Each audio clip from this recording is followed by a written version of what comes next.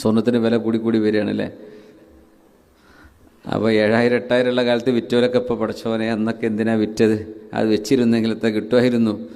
അന്നത് വലിയ സംഖ്യയാണ്. വെറുതെ ആലോചിച്ച് തല പുണ്ണാക്കരുത്. ഇനിയിപ്പോൾ ഇത് 1.5 ലക്ഷം 1,20,000 വരെ പോകുന്നതാണ് പറയണത്. അപ്പോൾ 75,000 ഉള്ളപ്പോൾ കുറച്ച് വാങ്ങി വെക്കാമായിരുന്നു വെറുതെ പറയണ്ട. ഇപ്പോൾ അത്രയൊക്കെ ആയിട്ടുണ്ട്. ഓരോ കാലഘട്ടത്തിലേക്ക് യോജിച്ച വിലയായിരിക്കും അന്നത്തേത്. പഴയ കാലത്തെ ഭൂമിൻ്റെ വിലയാണോ ഇപ്പോഴത്തെ വില? അതുകൊണ്ട് അതൊന്നും ടെൻഷൻ അടിക്കരുത്. അതൊക്കെ അതിൻ്റെ കാലത്തിനനുസരിച്ച് മനുഷ്യന്മാരുടെ മൈൻഡ് അപ്ഡേറ്റ് ചെയ്ത് പോയാൽ മതി. ടെൻഷൻ അടിച്ചിട്ട് കാര്യമില്ല.